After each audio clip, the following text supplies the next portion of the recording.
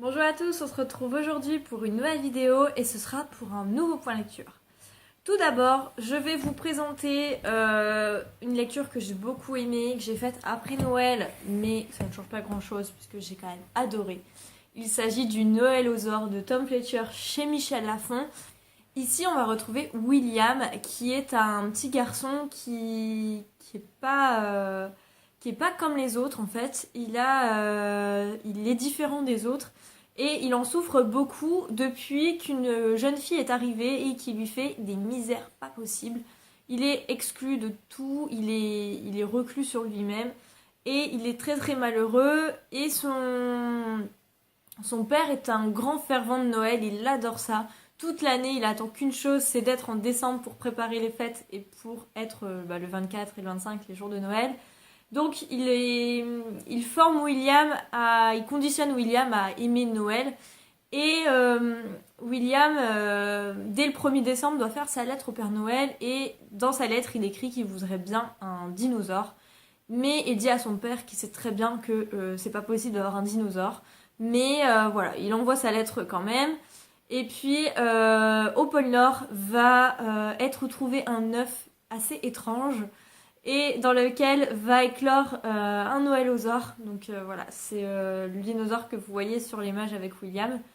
Et c'est un conte magnifique sur les différences, sur Noël, sur la chasse.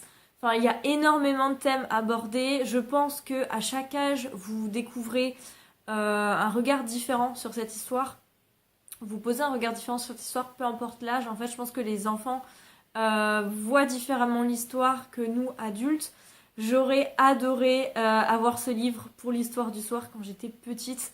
D'ailleurs, mon premier livre que je lisais des centaines et des centaines de fois, c'était sur une famille de dinosaures. J'aime beaucoup ça. Un peu moins maintenant, c'est vrai que quand j'étais petite, j'aimais bien ces histoires-là avec les dinosaures plutôt côté enfantin. Mais c'est vrai que j'aurais adoré avoir cette histoire quand j'étais petite, qu'on me la raconte tous les soirs petit à petit pour découvrir cette histoire. Alors autant vous dire qu'entre le fait que ce soit écrit très gros et qu'il y ait des illustrations, ça s'est lu en 24 heures. Mais voilà, j'ai beaucoup aimé, je vous le recommande. Alors je pense que c'est encore mieux de le lire un petit peu chaque soir, notamment en décembre ou juste avant les fêtes, parce que ça rajoute un peu de magie à l'histoire. Mais en tout cas, n'hésitez pas à vous le procurer dès maintenant, comme ça au moins vous êtes sûr de l'avoir et de pas oublier pour Noël prochain, parce que ce serait vraiment dommage que vous passiez à côté de cette histoire. J'ai été tentée par tous les super bons avis que j'ai vus, mais aussi par le nom de l'auteur, puisque Tom Fletcher était le chanteur et pianiste-compositeur du groupe McFly. C'est un peu un groupe en perdition maintenant, je pense qu'ils font plus des tournées un peu nostalgiques, mais ils font plus de nouvel album depuis plusieurs années maintenant. Je les ai tous. J'étais une grande fan au collège et au lycée de ce groupe McFly. Et je savais qu'avec Dougie Pointer, qui était le bassiste du groupe, ils écrivaient des histoires, qu'ils aiment beaucoup les animaux, dont les dinosaures, ils écrivaient des histoires. Et à la base, je savais que ça servait au fils de Tom, puisque c'est Tom qui a eu un enfant en premier. Mais je ne savais absolument pas que c'était publié, donc je me pencherai davantage pour savoir si, dès qu'il y a d'autres tomes, dès qu'il y a d'autres livres de Tom Fletcher, en français je les prendrai. Et puis si je vois que ça tarde, bah, j'essaierai de me le lire en anglais, puisque je me dis que c'est des contes pour enfants, donc ça doit être très difficile à lire en anglais. Mais en tout cas, je suis ravie parce que j'aimais déjà beaucoup les chansons qu'écrivait Tom. Et puis là, de voir que pour les enfants, ce qu'il écrit, c'est encore plus sublime. Donc franchement, n'hésitez pas parce que j'ai beaucoup aimé cette histoire. Ensuite, on va passer à une histoire un peu moins joyeuse, voire beaucoup moins joyeuse, tout comme mon avis. Il s'agit de la lecture d'Iboga de Christian Blanchard chez Belfond, que j'ai reçu en service presse et qui est sorti le 25 janvier. C'est un livre que j'attendais énormément. En fait, déjà, j'avais flashé sur la couverture que je vais vous mettre.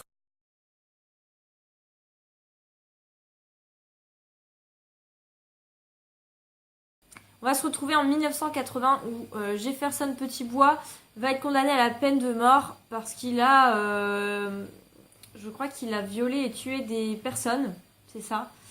Et du coup, on va le suivre dans le couloir de la mort jusqu'à temps que le jour soit arrivé. Et on va... Donc ce roman est centré du coup sur Jefferson, qui va parler aussi de Max, qui est son mentor, et qui l'a initié notamment à l'iboga, qui est une drogue, et qui a fait qu'il n'était pas dans son état normal, soi-disant, pour faire ces choses-là. Donc on va parler de ça. Et du coup, on va suivre Jefferson Petitbois dans son incarcération. Je trouvais l'histoire, enfin le synopsis, je le trouvais très bien. Je pensais que j'allais être dans une histoire très angoissante, puisque c'est un huis clos, on se retrouve dans la cellule de Jefferson Petitbois et on n'y sort pas pendant les 300 pages.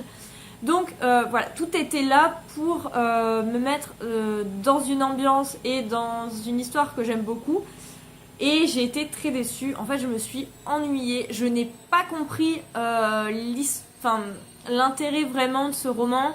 Je n'ai pas du tout été stressée pour Jefferson. J'ai pas du tout eu mal au cœur. En fait, je m'en fichais. Mais vraiment, c'est peut-être méchant de dire ça parce que voilà, c'est mon avis. Quand j'aime pas trop un livre, ben voilà, je suis désolée parce qu'en plus, la maison d'édition a fait l'effort de me l'envoyer. Mais vraiment, c'est pas... Voilà. Heureusement, il est très court.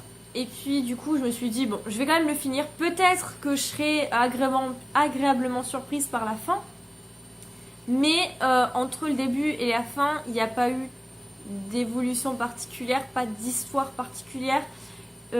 Pour moi, il n'y avait pas de quoi faire un livre et d'en parler autant parce que je trouve qu'on entend quand même parler de plus en plus. Et en plus, je me suis dit peut-être que c'est parce que c'est le premier titre de l'auteur, premier roman, donc il y a ces petites maladresses du premier. Et en fait, non, parce qu'à la fin, je vois que c'est son 7e roman. Donc, je pense que pour moi, le style de l'auteur ne l'a pas trop fait parce que, effectivement, l'histoire du début pouvait donner quelque chose de très bien. Et je m'attendais à beaucoup plus. Alors, soit j'ai été déçue parce que je m'attendais à un truc énorme, soit effectivement la lecture elle était pas top. Alors j'ai vu que certaines personnes avaient beaucoup aimé, notamment Lorraine des Mordus de Lecture. Donc si vous voulez un autre avis, n'hésitez pas à aller voir, notamment le sien. Mais pour moi ça l'a pas du tout fait, je suis dégoûtée. Mais voilà, pour moi c'est une lecture à oublier en 2018. Ensuite j'ai lu Un cri sous la glace de Camilla Greb, donc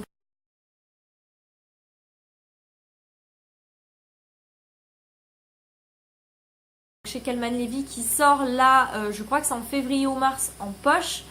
Je l'ai lu en lecture commune avec Amandine et on a beaucoup aimé. En fait, c'est l'histoire d'une femme qui est retrouvée décapitée et du coup, ils vont enquêter là-dessus. Et conjointement à ça, ils vont faire appel à une ancienne enquêtrice qui... Alors, je suis désolée parce que j'ai pas les prénoms sous les yeux. En plus, j'ai lu en e-book, donc je peux même pas regarder dans le livre. Mais cette enquêtrice, en fait, a quelque chose de particulier, c'est qu'en fait, à peine 50 ans, elle a un Alzheimer précoce. Donc, elle commence petit à petit à oublier des choses du présent. Et les enquêteurs du moment vont l'appeler, puisqu'en fait, la décapitation de cette femme rappelle une autre décapitation qui a eu lieu une dizaine d'années auparavant. Et du coup, ils vont essayer de travailler ensemble pour pouvoir mener cette enquête. Et ce qui est aussi particulier, qui rajoute un peu de piment à cette histoire, c'est que donc cette enquêtrice, enfin cette femme qui va revenir, a eu une histoire plus ou moins de flirt avec le policier actuel. Donc voilà, on va retrouver dans cette histoire où ils seront un peu gênés, où ils seront pas trop dans quoi faire. Je crois que l'enquêteur c'est Peter, mais elle, Anna, je pense que ça va être Anna et Peter, mais je suis pas très sûre des noms des personnages. Et donc ils vont enquêter là-dessus. Ce que j'ai beaucoup aimé, ce qui change en fait de d'habitude, c'est que l'histoire est centrée certes sur l'enquête, mais l'histoire des personnages et des enquêteurs est plus prenant en fait. On y suit plus l'histoire des personnages que l'enquête en elle-même, donc c'est ça qui est un peu déroutant, mais en même temps qui est quand même assez intéressant et assez unique dans cette histoire, donc ça j'ai bien aimé. Et Et du coup, ça m'intrigue quand même de connaître la suite. Il y a d'autres enquêtes, là, une autre enquête qui va sortir prochainement. Il me semble que Amandine m'a dit en mars. Donc, je pense que par curiosité, j'essaierai de me procurer ce livre et de le lire, puisque j'ai quand même bien aimé cette lecture. Après, ça reste du roman suédois, ou finlandais, non. Enfin, Après, ça reste du roman scandinave, donc c'est assez lent. L'enquête met du temps à se mettre en place, mais ça ne m'a pas dérangé, j'ai quand même bien aimé. Et voilà, c'est pas une lecture de fifou, c'est pas une histoire non plus hyper nulle. C'est une très bonne histoire, j'ai passé un bon moment. Et il se lit quand même assez rapidement. On y suit en fait l'histoire avec l'alternance des différents personnages. Un coup c'est Anna, un coup c'est Peter, un coup on a d'autres personnages. Donc ça j'ai bien aimé et je vous le recommande quand même parce que j'ai quand même bien aimé cette histoire. Ensuite, une autre lecture que j'ai beaucoup aimée, franchement ce point lecture, mis à part Iboga, c'est un super point lecture parce que j'ai passé de très bons moments. Et encore une lecture commune que j'ai fait avec la dévoreuse de cookies, il s'agit de Glacé de Bernard Minier chez Pocket. Ici c'est le tome 1. Alors l'histoire avec Glacé est assez particulière parce que je l'avais depuis début 2016 dans ma palle. Parce que j'en avais entendu beaucoup de bien. Et puis après, il y a eu la série télévisée, donc on en a entendu encore davantage. Mais c'était plutôt un flop. D'autant plus que j'ai quand même été tentée par la série, donc j'ai regardé les 2 ou 3 épisodes et j'ai pas du tout aimé. Donc les personnages m'exaspéraient, l'histoire, j'étais pas du tout intéressée. Et donc quand j'ai dû faire ma palle d'hiver et qu'il y avait cette couverture avec ce titre, je me suis dit je vais la mettre dedans. Mais j'étais pas trop motivée jusqu'à temps que Christelle vienne me voir et me dit bah écoute si tu veux on peut se le faire en lecture commune. Et je la remercie énormément parce que je m'attendais pas à autant aimer cette histoire. En plus là quand je parlais sur les réseaux sociaux comme quoi j'étais en train de lire Glacé, j'ai eu quand même des avis négatifs, donc ça me faisait un peu peur, mais finalement j'ai beaucoup aimé. Ici on va retrouver Martin Servaz, qui est un enquêteur qui va venir, enfin le commandant Servaz qui est un flic, qui va se voir confier une enquête un peu bizarre, puisqu'il va enquêter sur la décapitation d'un cheval. Oui, ce point lecture est spécial décapitation, entre Iboga et la guillotine, la fille... un cri sous la glace avec la fille décapitée et maintenant nous avons le cheval décapité. Donc je pense que je vais appeler ce point lecture le point lecture de la décapitation. Je pense que ça peut être bien. J'ai pas fait exprès. Même en lisant, j'ai pas fait exprès. C'est au moment où je vous parle de cette 3e lecture avec une tête décapitée que je me dis que peut-être effectivement il y avait un thème dans ce point lecture. Donc, revenons à Glacé. On va enquêter du coup avec le commandant Servaz sur une enquête de cheval décapité. Et ce n'est pas n'importe quel cheval, puisque c'est le cheval d'Éric Lombard qui est la 10e fortune de France. Et qui du coup va faire remuer tout l'État français et les flics et les gendarmes et tout ce qui passe pour pouvoir retrouver celui qui a tué ce cheval. En parallèle de ça, on va avoir un autre meurtre ensuite d'humains cette fois-ci et on va repartir dans une histoire complètement folle. Après, ce que j'ai beaucoup aimé, c'est que juste à côté en fait parce que ça se passe dans les Pyrénées, juste à côté de l'écurie où a été retrouvé, où habite Lombard et puis ses chevaux, il va y avoir un asile où il y a les plus dangereux criminels d'Europe qui s'y trouvent, dont Julian Hirtman, qui est quand même un ancien procureur qui a assassiné sa femme et son meilleur ami, ou je sais plus qui c'était, mais en tout cas, qui est un homme complètement taré et qui est résistant à tous les psychotropes qu'on peut lui donner, donc vraiment des criminels hyper dangereux. Donc on va les mêler à ça, puisqu'il va y avoir quelque chose qui va faire que l'enquête va se tourner vers cet asile. Et j'ai beaucoup aimé, en fait, ce que j'ai beaucoup aimé, c'est que au vu des 720 pages, 730 pages, je m'attendais à ce qu'il y ait des longueurs. Je me suis dit, voilà, ça risque d'être un peu long, et en fait, pas du tout. J'ai trouvé qu'il y avait toujours des rebondissements. En fait, à chaque fois, on était baladé de suspect en suspect. À chaque fois, on disait, ah bah oui, c'était logique, effectivement, il y a raison, c'est ça. Et puis 30 pages après, il va vous retourner le cerveau et en fait c'est plus du tout ça. Jusqu'à la fin, franchement, j'ai été surprise. Il y a un élément vraiment dans la toute dernière page que j'avais pas du tout vu venir. Donc voilà, c'est juste un truc de fou. Avec Christelle, on s'envoyait des messages parce qu'on s'était mis des points tous les 3 chapitres. Et en fait, dès qu'il y en a une qui finissait, elle était pressée que l'autre finisse et qu'on enchaîne parce que vraiment, quand on commençait notre lecture, on n'arrivait plus à s'arrêter. J'ai trouvé que c'était hyper intéressant. D'ailleurs, à la moitié de mon livre, j'ai acheté le tome 2 que vous avez vu dans mon book haul parce que je me suis dit non, enfin c'est juste génial. J'ai le tome 3 que j'avais déjà dans ma palle, que j'avais trouvé chez Emmaüs, je crois, ou en brocante. Donc voilà, maintenant j'ai la trilogie et je sais que je la lirai parce que j'ai beaucoup aimé ce premier tome. Je vous le recommande si vous ne le connaissez pas, si vous aimez bien les thrillers. Après voilà, il y a eu d'autres avis négatifs. Soi-disant, il y avait une centaine de pages, je trouve, il y avait des longueurs. Je les ai pas vues, alors il y a peut-être 2 ou 3 chapitres effectivement qui sont un peu longs parce que c'est des explications qui n'étaient pas trop non plus intéressantes pour l'enquête. Mais voilà, 2 ou 3 chapitres sur 28 chapitres. C'est tout quoi. Enfin, en plus, je vous dis, l'histoire était hyper prenante. On a été baladé de suspect en suspect. On n'a rien vu venir. Pourtant, avec Christelle, on en parlait pas mal. C'est ça, en fait, des fois dans la LC qui me plaît et à la fois qui me déçoit parce qu'on réfléchit tellement et on parle tellement de la lecture en cours de lecture que des fois, on arrive à trouver la résolution de l'enquête à force d'en parler. À force de confronter notre avis, des fois, on arrive à trouver la fin et du coup, c'est ça qui me déçoit. Notamment dans Un cri sous la glace où j'avais quand même trouvé la fin assez rapidement. Ici, pas du tout. On a fait beau parler, réfléchir, enfin voilà, et on s'est fait complètement berner. Donc ça, c'est ce que j'aime beaucoup.